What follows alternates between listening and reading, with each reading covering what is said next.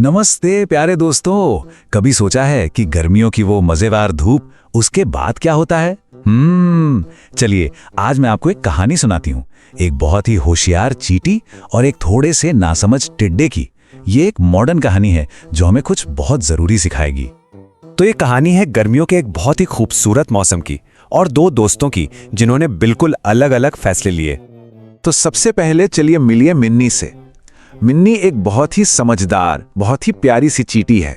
वो जानती है कि अभी मेहनत करने से बाद में आराम से रहा जा सकता है। इसीलिए जब सब खेल रहे होते हैं वो चुपचाप अपना काम करती रहती है। और ये है टिल्लू। टिल्लू है एक टिड्डा और उसे बस दिन भर गाना, नाचना और खेलना पसंद है। वो हमेशा कहता, अरे कल की चिंता कौन करे, आज में जियो।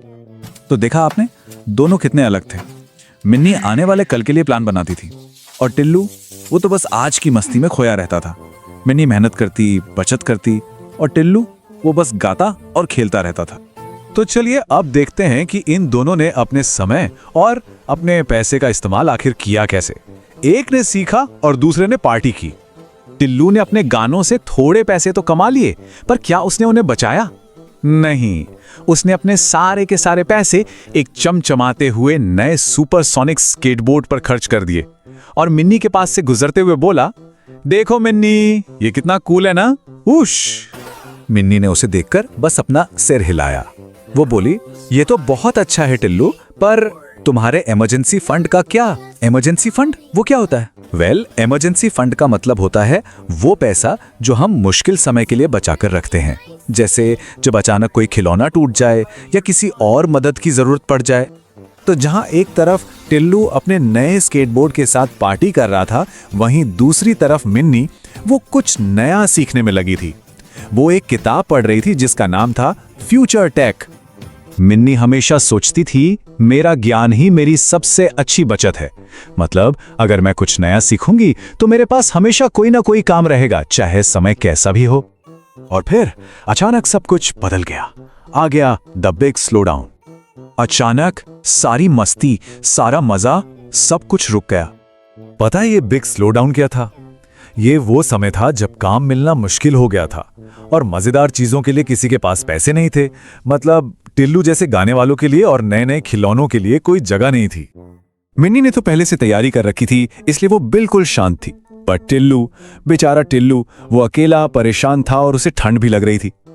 ओह, टिल्लू के गाने के शो तो अब बंद हो चुके थे। उसका चमचमाता स्केटबोर्ड भी टूट गया था और सबसे बुरी बात, उसकी जेबें बिल्कुल खाली थीं।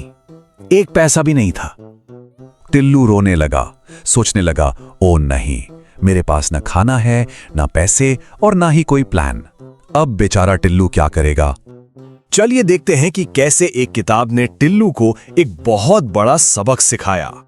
ठंड से कांपते हुए और भूख से बेहाल टिल्लू मिन्नी के आरामदायक घर के दरवाजे पर पहुंचा।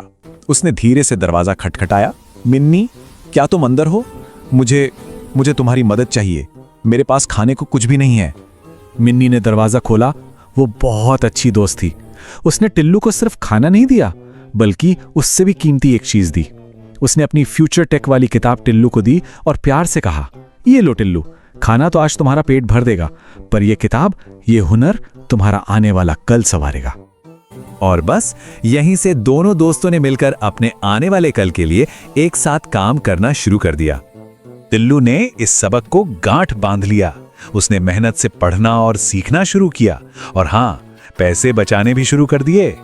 अब भी वो गाता है, लेकिन अब वो साथ में प्लानिंग भी करता है और सेविंग भी। अब जाकर टिल्लू को समझ आया कि असली आजादी एक चमचमाते स्केटबोर्ड में नहीं, बल्कि तैयारी करने में है। जब आप हर मुश्किल के लिए तैयार होते हैं ना, तभी आप बिना किसी डर के जी भर के खेल सकते हैं और गा सकते हैं। तो मेरे प्यारे दोस्तों, क्या है इस कहानी का स्मार्ट प्लान? चलिए याद करते हैं।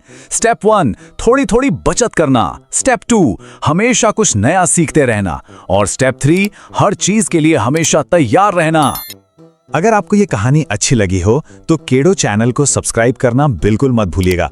और हाँ, वीडियो को लाइक, कमेंट और अपने दोस्तों के साथ शेयर भी जरूर करना।